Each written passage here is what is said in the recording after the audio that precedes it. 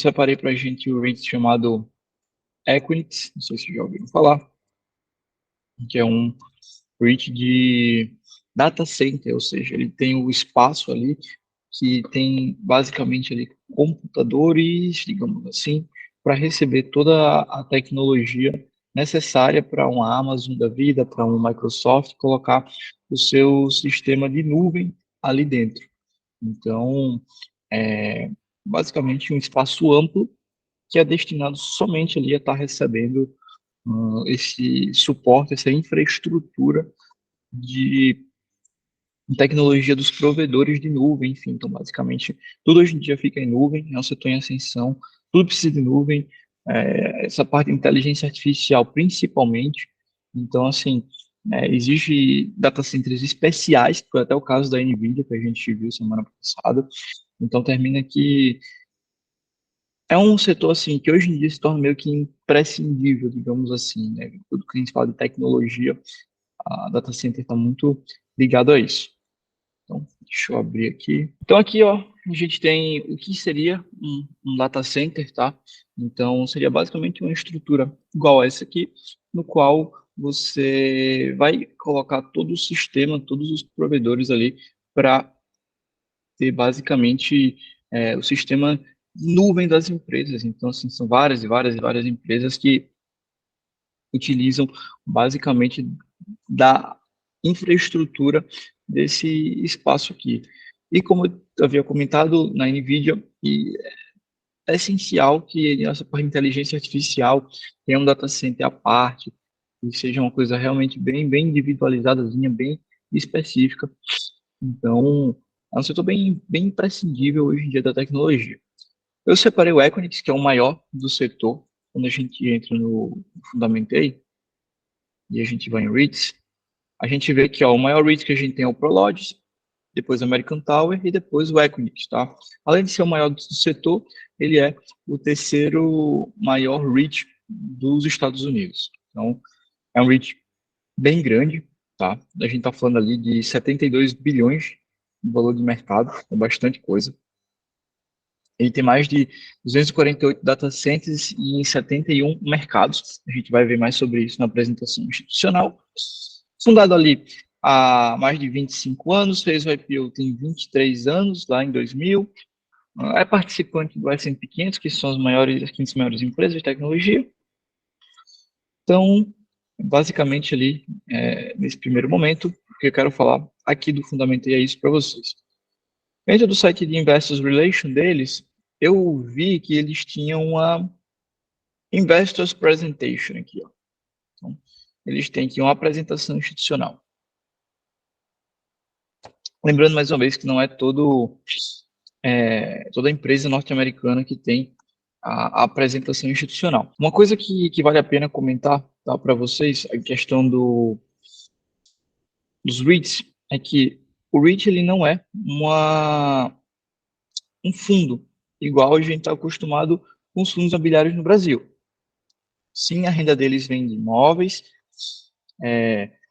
majoritariamente, então tem que ter um percentual alto, ali pelo menos 90% da renda tem que vir do setor imobiliário, então assim, tem que vir dessa renda de imóveis, beleza, tem uma leve associação com os fundos imobiliários, mas não é um fundo, tá? Isso aqui é muito claro, tem que ficar para vocês. O REIT não é um fundo, o REIT é uma empresa, certo? Então, se o REIT é uma empresa, ele tem características distintas.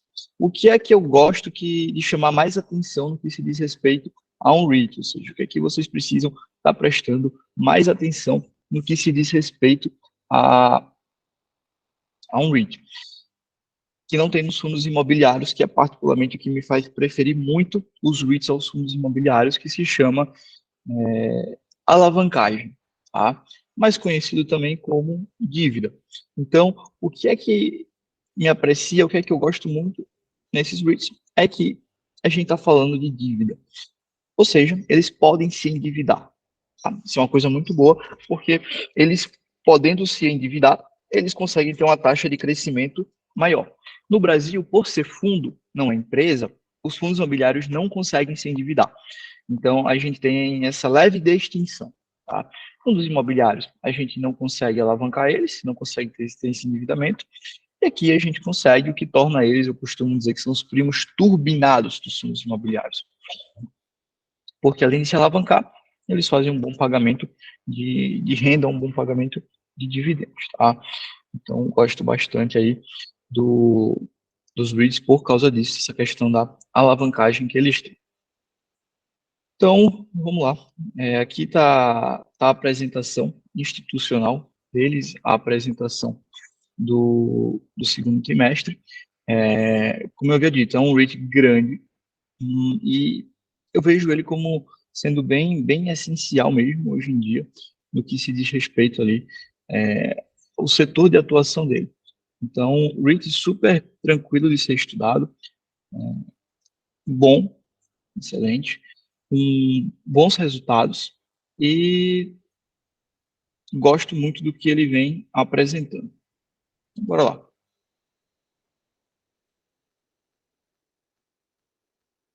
Aqui está o disclosure, né, o aviso de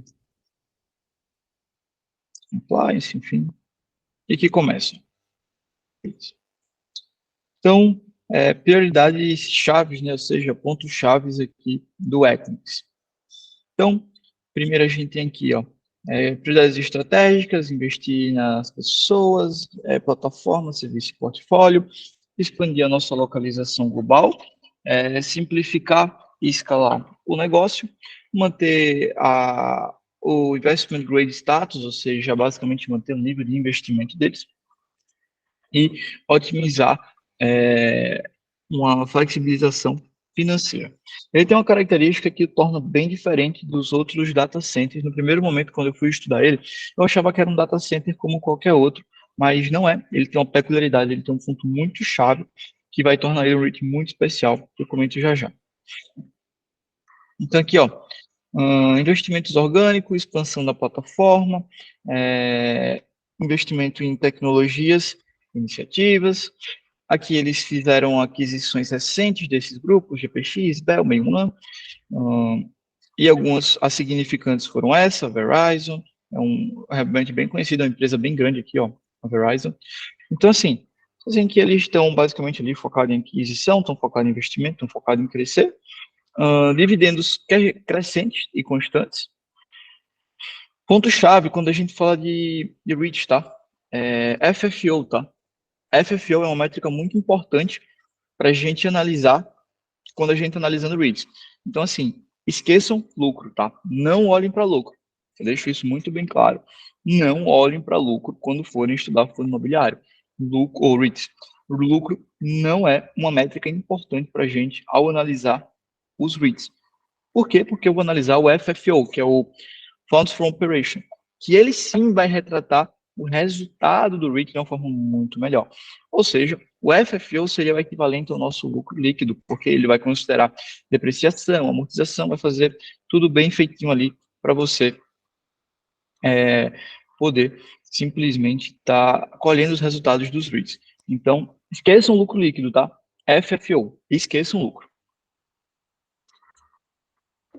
Pagamento de dividend yield e aqui, ó, retorno sobre o capital investido. A demanda digital continua acelerando com a série de catalysis, seria basicamente ali tradução direta disso aqui, eu confesso que me foge. Mas, assim, basicamente o setor está crescendo muito, então está pegando basicamente um rápido crescimento.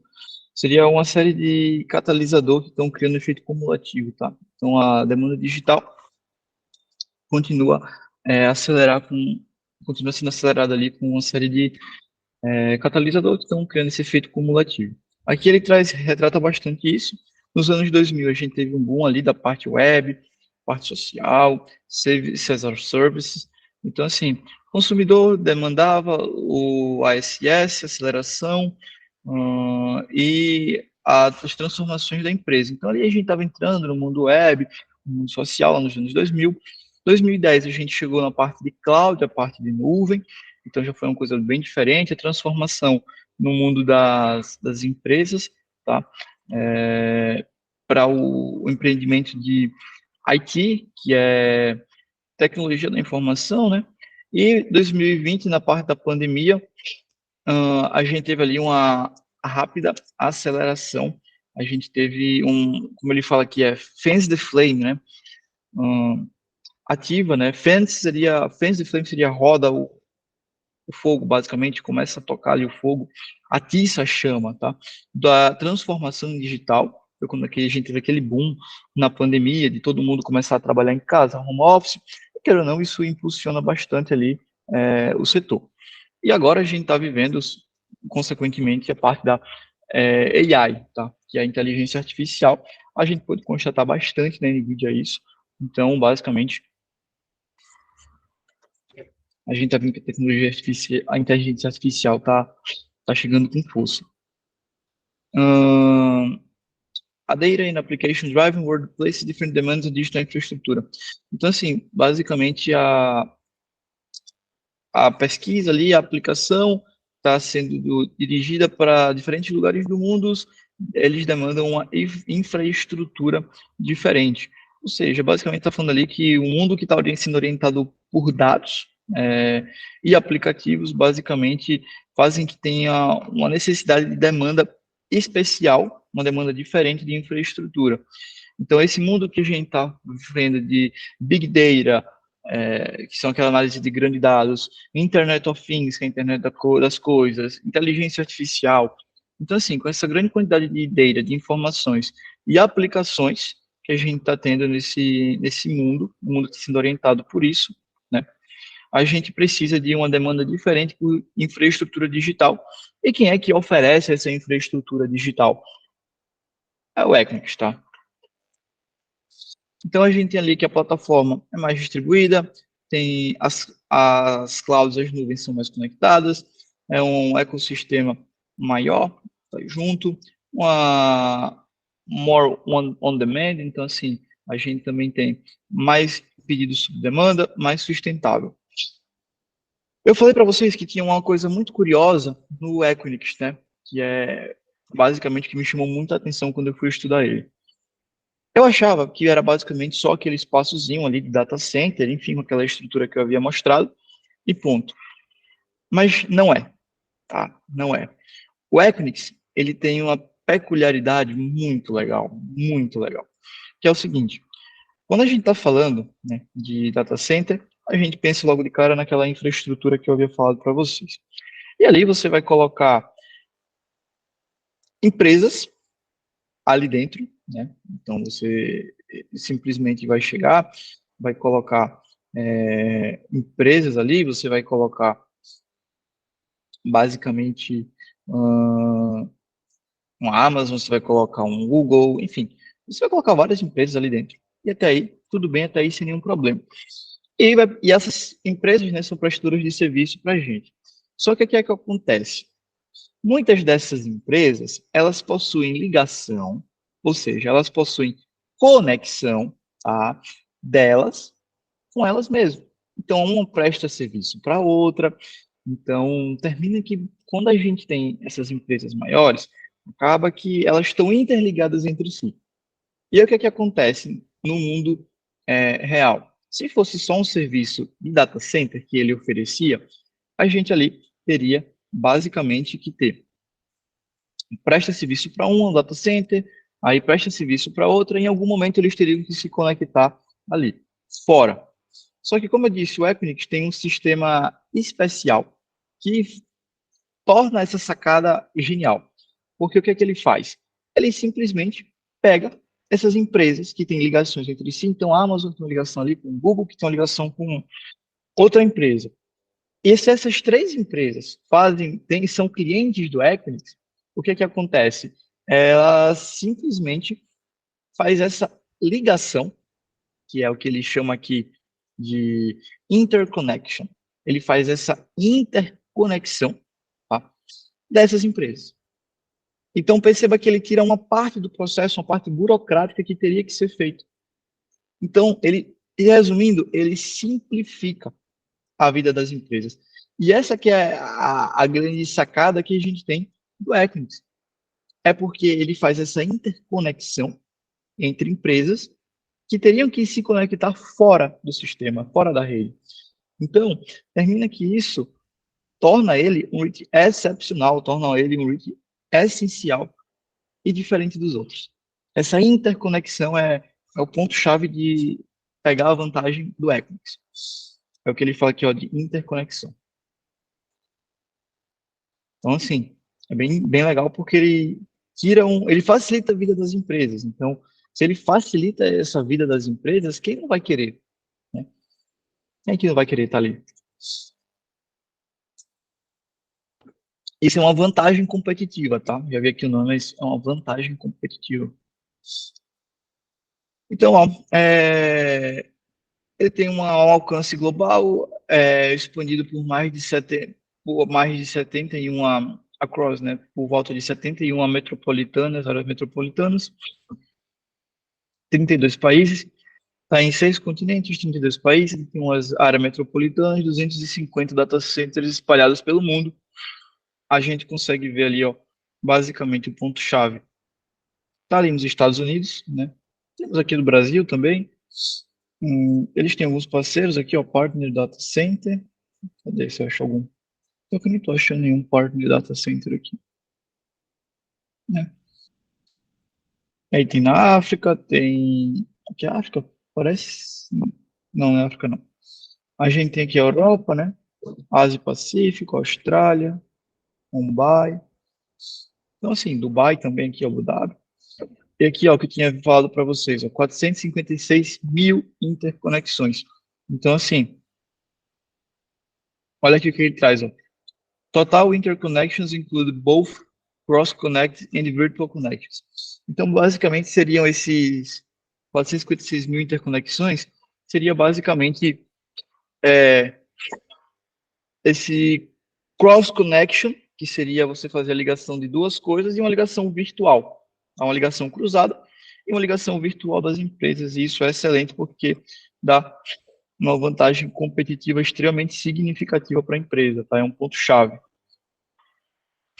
Aí que ele fala, um ecossistema interconectado, a infraestrutura com mais de 10 mil clientes e 456 mil interconexões, 2 mil networks, mais de 2 mil redes, 3 mil clouds, né, nuvens e companhias de IT, uma plataforma com 36 bilhões de capital investido. Isso aqui é legal, 65% da receita recorrente, ela vem ali basicamente dos clientes que estão nas 3 regiões. Está bem diversificado, isso aqui é bem bom.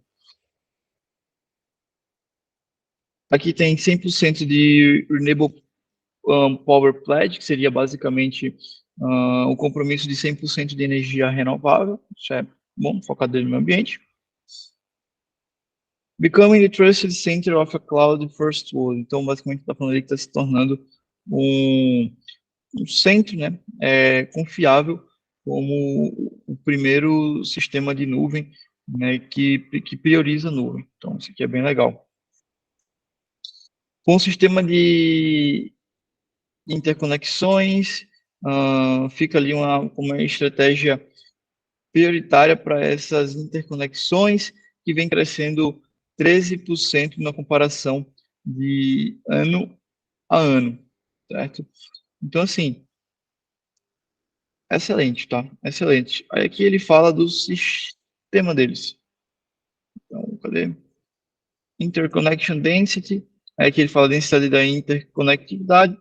E aqui a diversidade do participante. Aí tem IoT, que é a Internet das Coisas, Internet of Things, pagamento digital, Cloud IT, empresas, peering, que seria ali basicamente uma tradução direta para peering não faria muito sentido, que seria ali encarando, mas a gente ali está falando basicamente, eu fico a desejar nesse peering aí, mas ao meu ver seria basicamente uma interconexão de redes entre os dados, fazer caminho mais curtos, tá? Então, seria basicamente isso do meu ponto de vista. Você fazer interconexões de redes através de caminhos mais curtos.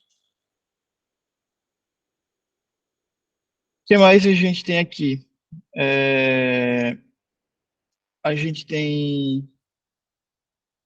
aqui tem as plataformas. Vou dar um zoom aqui para ficar melhor. 40% da hiperescala de nuvem estão no Equinix. Então, assim, basicamente, os caras têm uma rede muito grande ali dentro do sistema de nuvem. No que se diz respeito ao AWS, que é o da Amazon, o Amazon Web Service, que é exatamente onde a Amazon ganha dinheiro, que a gente tinha visto isso, tem 41% de market share. Quando a gente fala da Azure, que é, se não me engano, da Microsoft, 44%. O sistema do Google, 42%. Então, assim, aí ele está fazendo a comparação do quantos por cento, basicamente, o Equinix tem de share, de participação, em relação aos outros concorrentes. Então, percebam assim, que basicamente ele domina. Né? Ele domina. Olha aqui, ele tem uma participação muito significativa nos maiores players, o que é excelente. Ele domina basicamente o setor. Isso é bom, ó, tem seus concorrentes e tal ali, mas ele domina bastante. Isso é excelente. Vamos ver o que tem mais aqui de interessante. Isso aqui é legal, tá? É XFK Amplifying Our Balance Sheet to Extended Cloud Leadership. O que é que seria isso aqui? Eu estava dando uma olhada. Olha só, se a gente vir no Google, se eu abrir aqui um Google, vou trazer aqui, ó.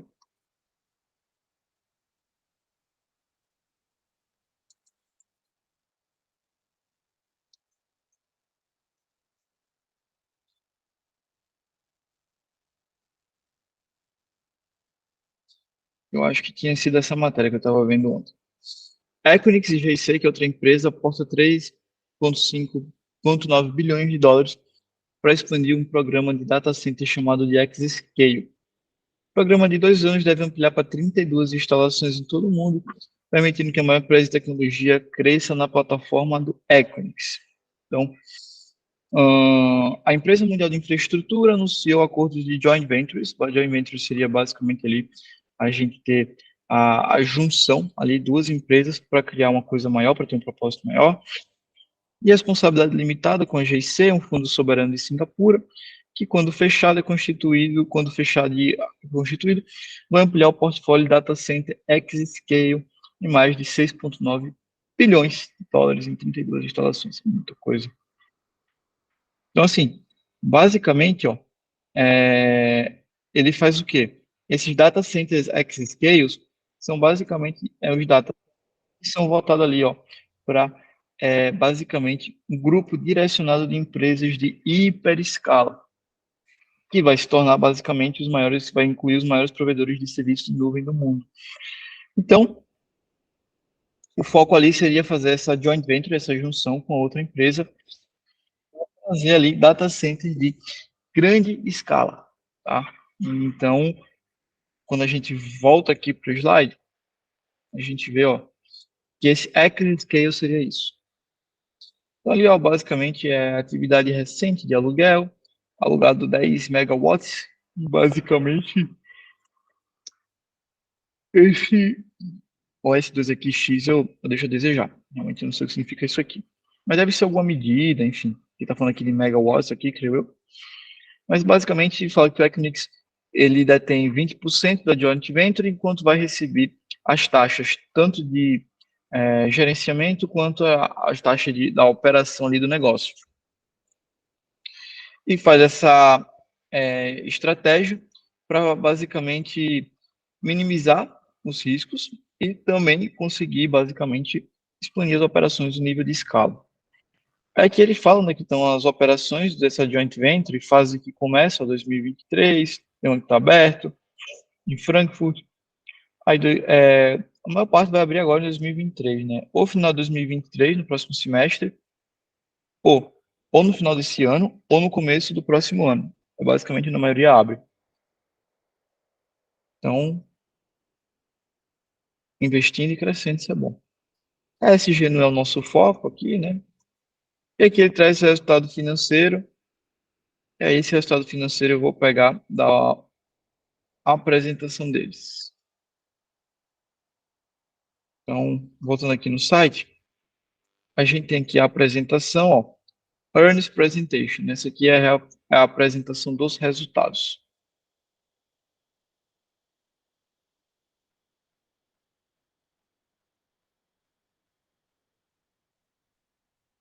Essa parte de receita e EBITDA a gente está vendo fundamentei, mais simples. Margem. Se for só a parte de números aqui, a gente olha no fundamentei que é melhor. Basicamente, queria que seja isso. Só tem números aqui, basicamente, prefiro ver no fundamentei. Ó, aqui já está trazendo a mesma coisa. Aqui, ó. Diversificação de customer, né, de cliente.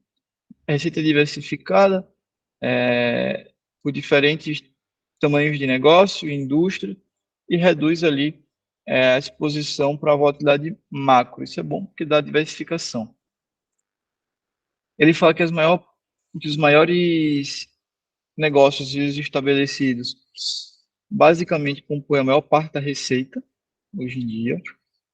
Os clientes vêm de uma série bem distinta de indústrias, isso é bom. Então tem network, tem financial, tem provedor de serviços, healthcare, varejo, então energia, isso é bom. Diversificação, de receita, diversificação de indústria, isso é excelente. Aqui está a receita por lugar. A gente tem América, a gente tem Ásia Pacífica, a gente tem EMEA. Se eu não me engano, EMEA é a Europa, parte da Europa. Então, está bem diversificada, isso é bom. O que mais a gente tem aqui? Receitas recorrentes por vertical.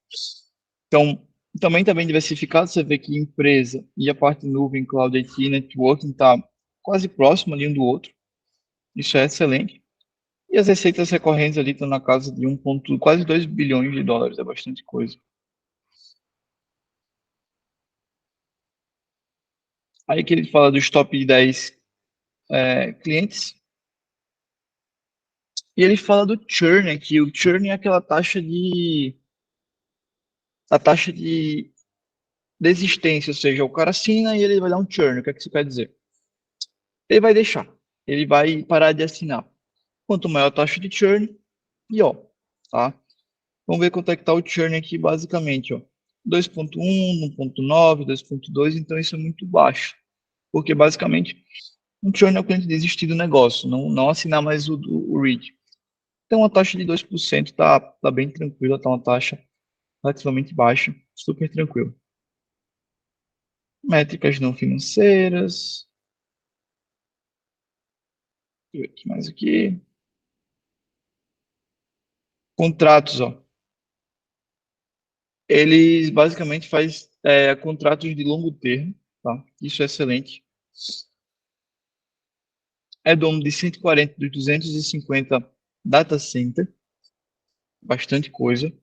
Ele é dono de 64%, aluga a maior parte dos data centers para 2038 e uma menor e tem uma 14% ali para antes de 2038.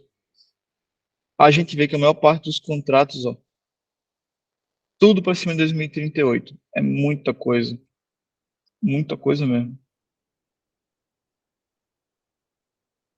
Então, é, isso mostra para a gente, basicamente, ó, que os contratos são por longo prazo, isso traz uma garantia, uma segurança maior para a gente. Porque ele fala aí, ó, 86% da nossa receita recorrente é gerada por propriedades próprias ou propriedades que vencem de um aluguel que se estende até 2038. Então, isso é excelente. Contratos lá na frente.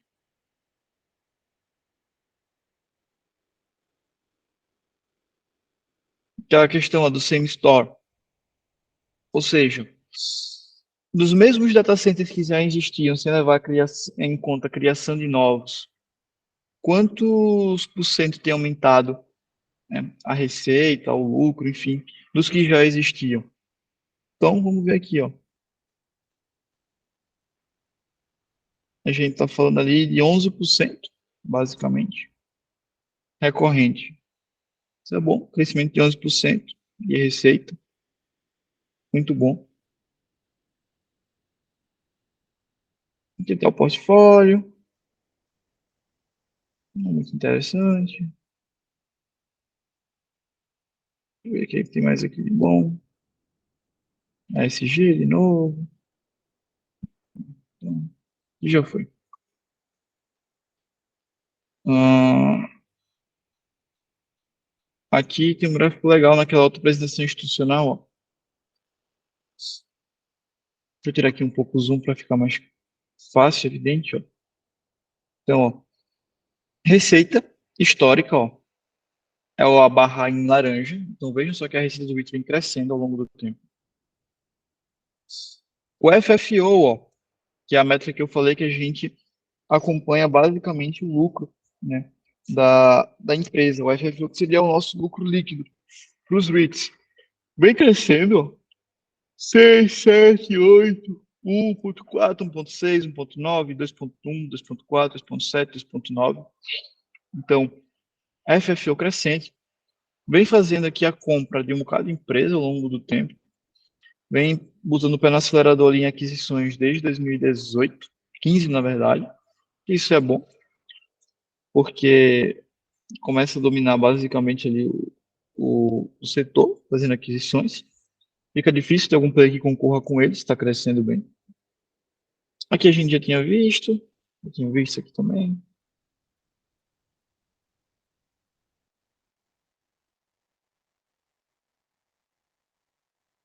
Deixa eu ver mais. Creio que para cá acho que não tem mais que a gente viu também. Estrutura de capital é três vezes o EBITDA, aparentemente, pelo que está aqui. Deixa eu ver se ele bota aqui. Não. Se isso aqui for 3,6 vezes o EBITDA, está excelente. Porque quando a gente fala de dívida EBITDA, nas empresas normais é até 3. Nos REITs vão até 8. Por que vão até 8? A gente consegue ter um endividamento maior nos REITs porque eles conseguem pegar juros a uma taxa mais baixa porque coloca o imóvel em garantia. Então, por ele ter essa garantia do imóvel, ele consegue se capitalizar a um custo mais baixo de dívida, né? Consequentemente, tem uma dívida maior, tá? Aqui a gente tem que, basicamente, a taxa de juros deles, os empréstimos, estão de 2,18, taxa de juros ok, dos investimentos, dos empréstimos dele. Acredito que daqui é. Ah, esse aqui é o guidance dele, as projeções, né? Deixa eu ver aqui se tem uma projeção legal.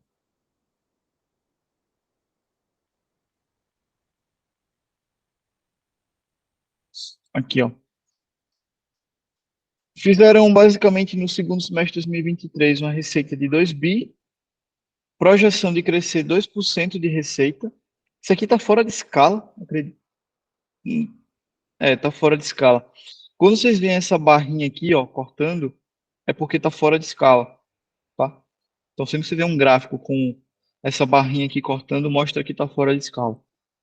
É por isso que você vê, né, uma barrinha daqui para cá, né, desse tamanho e 2% de aumento, né? Totalmente fora de escala isso aqui.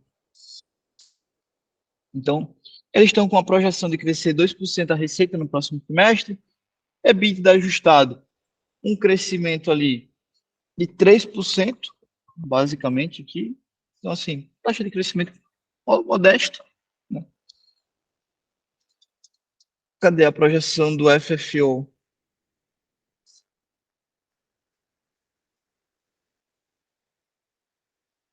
Ó, o guidance está no FFO de 2,9 a 3 bi. Eles fizeram aqui, ó, uma receita de 2,7 bilhões para o ano 2022 da FFO. E o guidance está 2,9 a 3 bi. Então, essa é a próxima projeção deles para o próximo período. Crescimento modesto. Pagamento de dividendos. É isso. Vamos botar lá no Fundamentei. Então, vamos ver aqui. O que é importante a gente olhar? Olha para isso, a geração de valor do REIT no longo prazo. Olha lá.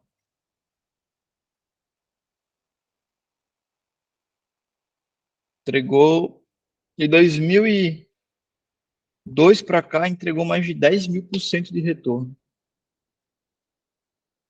De 2018, entregou 122% de retorno. E na pandemia,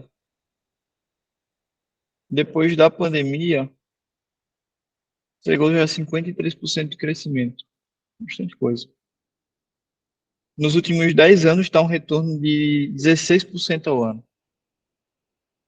Isso aqui é muita coisa, tá? Pra vocês terem uma ideia, o Warren Buffett, ele conseguiu um retorno, né, durante seu período de investimentos de, se eu não me engano, foi de 20% ao ano, contra 9 do S&P, se eu não me engano. Que a gente tem 16% nos últimos 10 anos. É bastante coisa. Aqui, ó, cotação versus FFO. Por que eu olho a cotação versus o FFO? É exatamente porque a gente tem uma tendência de que a cotação, o preço do ativo, siga o lucro. Se o ativo está lucrando mais, a gente tem uma projeção de aumento da cotação. Tá? E aí, se vocês pararem para ver, o FFO é o de verde, a linha de verde, né? E, consequentemente, a cotação vai seguindo o lucro. É o que está acontecendo, tá?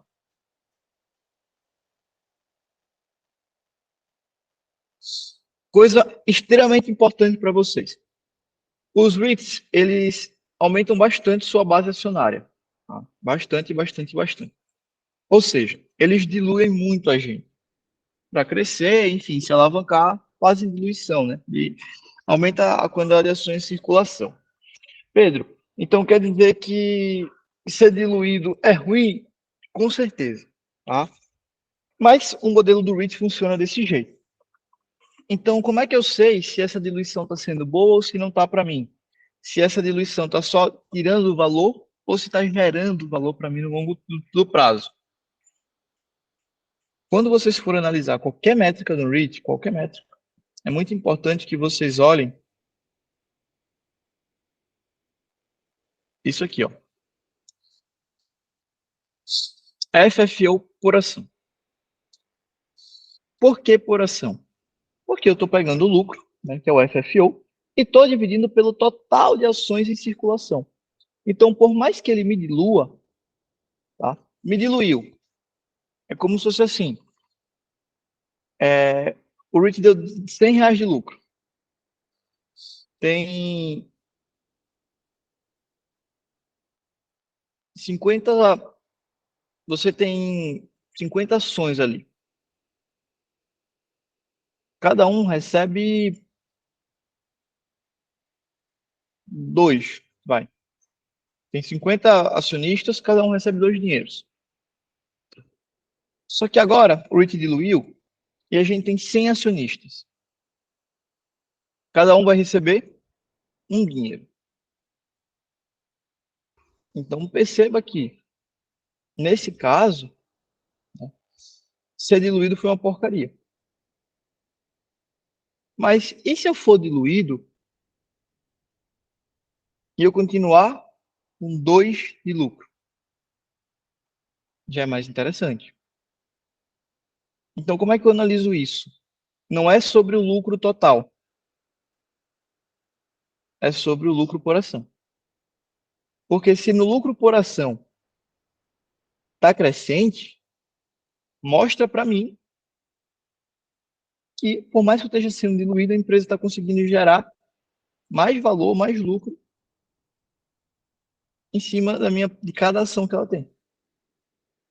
E aí, ó, se a gente para ver, ó, olha o lucro por ação do REIT historicamente. 4, 12, 13, 16, 19, 21, 20, 23, 26, 27. Então, por mais que a base acionária esteja sendo aumentada, né, a gente esteja sendo diluído, ele está conseguindo gerar mais lucro por ação. Então, está gerando valor para o acionista. Tá? Então, é extremamente relevante analisar o Funds from Operation. Então, a gente para ver ó, a receita do REIT aumentando, você pega 2018 para cá. A receita já aumentou 52% de aumento de receita, é bastante coisa. Isso dá 44% de aumento de EBITDA. E em termos de FFO, a gente tem um aumento de 63%. Mas, como eu disse para vocês, o correto é olhar por aqui. Olha lá, 40%. Parece a Dilma falando, né? 60%, 40%, 30%. O que é que eu quero dizer com isso? Se vocês param para ver, o FFO aqui aumentou ó, 63%. Só que a base acionária aumentou também. Então, eu preciso ver o quanto foi que realmente aumentou de lucro por ação. 40%. Tá? Então, por mais que tenha aumentado, né, que isso é uma coisa boa, não foi 63% para a gente. Para a gente, de fato, foi 40%. Tá? Então, para quem era acionista, viu ali basicamente o seu lucro por ação, seu FFO, crescer 40%. Tá? Dívida líquida EBITDA, 4,7 vezes, super tranquilo. Como eu disse, nos REITs chega até 8, certo? Então, super tranquilo mesmo. Aqui tem um CAPEX, é ajustado pela compra e venda de propriedades. Então, o REIT basicamente tem gerado isso aqui de caixa, né? 1,7, 1,5, 1,8, que seria o lucro. E um CAPEX ali seria o investimento que ele faz em propriedades em 2, 2,4, 2,9, 2,5. No final do dia, o fluxo de caixa livre está negativo. Tá? Ou seja, ele investe mais do que está gerando ele de lucro. Pedro, isso aí seria uma coisa que não é saudável e tal? Até certo ponto, sim. Mas, como eu disse, o modelo de funcionamento de um REIT é desse jeito. Tá? Então, acaba ali que, basicamente, ele queima um pouco de caixa, mas, em compensação, é um modelo de atuação deles. Ele aumenta sua base acionária para captar dinheiro, enfim, para diluir ali, dilui o acionista para captar mais dinheiro, mas tem que entender que isso faz parte do modelo de negócio.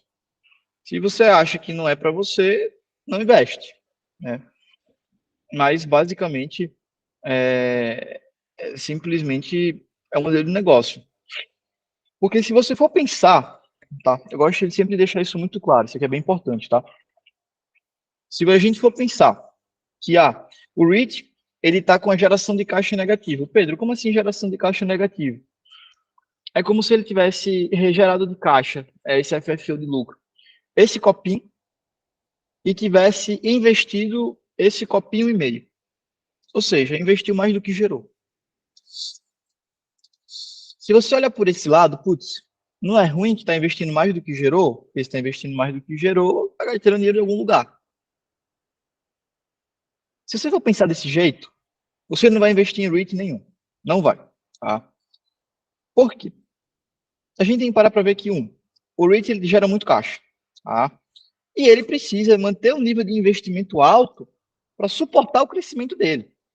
Então, assim, muitos REITs, eles têm esse perfil de que ele tem que fazer, gera muito caixa, mas investe muito também para suportar o nível de crescimento. E aí, o que acontece para compensar esse desbalanço? emite novas ações. E quando ele emite novas ações, ele faz o quê? Dilui a gente. E quando ele dilui a gente, o nosso lucro é menor. Só que aí é onde entra o FFO por ação. É aqui nesse ponto da análise que a gente entra o FFO por ação. É por isso que é tão importante a gente ver se o danado do REIT está aumentando o FFO por ação para a gente. Tá? Então, assim, tem que entender isso. É característico. É característica do negócio. Tá? Porque, particularmente, eu não acho ruim desde que o FFO por ação esteja crescendo. Aqui é o quanto ele está pagando do lucro do FFO. Tá? Ah, uma coisa bem relevante. Quando a gente vai ver o balanço no REIT, né, na sua composição, de fato, a gente tem que... Ele é obrigado a distribuir 90% do lucro, pelo menos. Só que eu digo e repito, lucro não é métrica para a gente analisar o REIT. Qual é a métrica?